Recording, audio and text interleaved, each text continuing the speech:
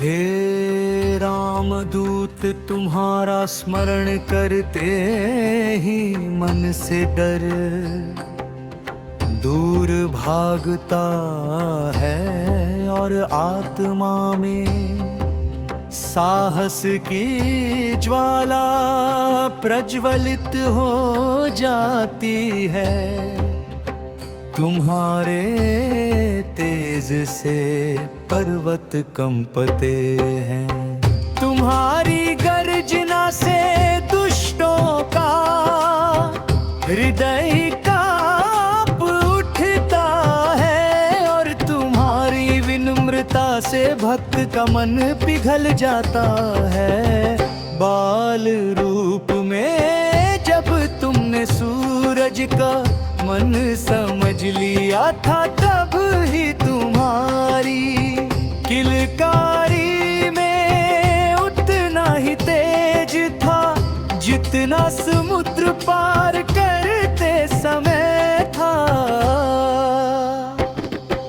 लंका में जब तुमने सीता माता को राम का संदेश दिया, तब तुम्हारी वाणी प्रेम और आदर से भरी थी। और जब अधर्म बढ़ गया तो उसी वाणी में अग्नि का तेज उतर आया। हे हनुमान तुम्हारी पूंछ में बंदी अग्नि केवल लंका की दीवारें ही जलाई, बल्कि अहंकार की जड़ों को भी राख कर दिया। जब लक्ष्मण जी मूर्छित पड़े थे और पूरा विश्व चिंता में डूबा हुआ था, तुमने पर्वत को पहचान ना पाने पर पूरा पर्वत ही उठा लिया, क्योंकि तुम्हारे भीतर की भक्ति ने तुम्हें शक्ति से ऊपर उठा लिया था। तुम्हारा हर कार्य, हर कदम, हर निर्णय, हर ऊंचाई, सब कुछ राम के नाम बकता है और रहेगा। अयोध्या में जब दीप जले तब भी तुम सिंहासन से दूर रहकर सेवा में ही लगे रहे, क्योंकि तुम्हारी विनम्रता ही तुम्हारी असली महिमा है। आज भी जब कोई भक्त थक जाता है, तुम उसकी शक्ति बन जाते हो।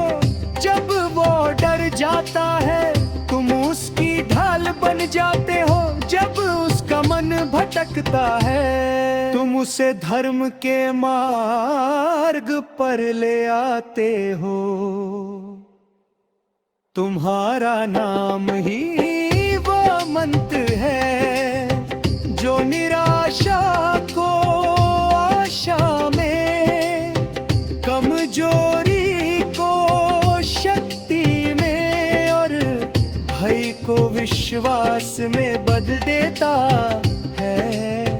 हे अंजनी सुत, मैं तुम्हारे चरणों में ये विनम्र प्रार्थना करता हूँ कि मेरे मन में स्थिरता दो, मेरे कर्मों में संतुलन दो, मेरे विचारों में पवित्रता दो और मेरे हृदय में वो प्रेम दो जो तुम्हें राम का शाश्वत भक्त बनाता है। तुम मेरे जीवन के हरि अंधेरे में प्रकाश बनकर रहो, हर डर में साहस बनकर, हर कठिनाई में संबल बनकर और हर संघर्ष में प्रेरणा बनकर।